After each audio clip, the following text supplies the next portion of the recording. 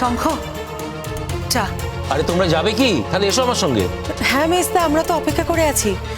আপনি শুধু আমাদের মলের সামনে নামিয়ে দেবেন, তাহলেই হবে। ফেরার সময় গাড়ি যখন নেই তখন ফেরার সময় ভাড়া গাড়ি করেই আসতে হবে।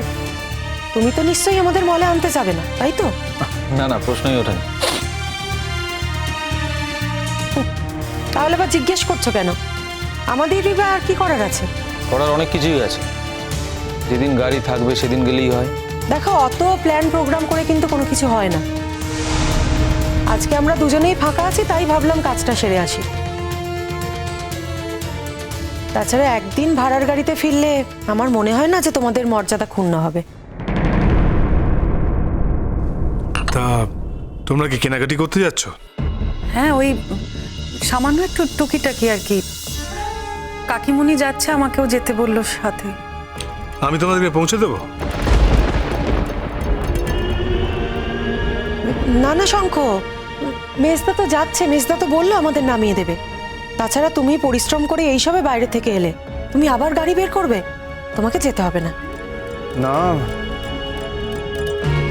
রাত্রি, আমি একটু বেরোবো। তুমি কোথায় যাবে? এই তো এলে, এই যে বললে লাইব্রেরিতে কাজ করতে ভালো লাগছে না। হ্যাঁ, দেখি কোথায় যাই। একটু কফি শপে যাওয়া যেতে পারে। ডক্টর অদিতি রায়চৌধুরীর কতটা ক্রিটিক্যাল অবস্থা সেটা একবার জেনে এলেই হয়।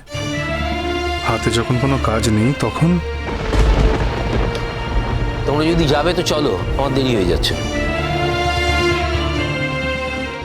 এসো তোমরা, এসো। হ্যাঁ মা, আসছি। বড়দি, এলাম। ছোটকা, শঙ্খ, বেরোই তাহলে। বলছিলাম যে আমাদের ফিরতে ফিরতে কতক্ষণ হবে? শঙ্খ বলছি, আগে তো আমরা পৌঁছোই, ওই 2-2.5 ঘন্টার মতন লাগবে। ঠিক আছে, আমার যদি ততক্ষণে হয়ে যায় তাহলে আমি তোমাদের ফোন করবো। থাক না শঙ্খ, বলছিলাম এখন আর এসব চাপ মাথার মধ্যে রেখো না। আমরা চলে আসতে পারবো, আমরা ঠিক ফিরে আসবো। একদিন আমাদেরও তো ইচ্ছে হয়, বলো, দুজনে একটু একা একা ঘুরে আসি। আসছি। এসো।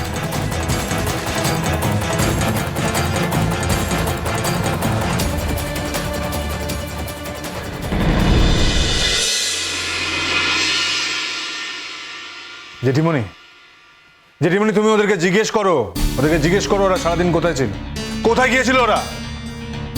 কোথায় গিয়েছিলে তোমরা? শঙ্খ তখন থেকে চেঁচামেচি করছে, বলতে পারছো না কোথায় গিয়েছিলে তোমরা?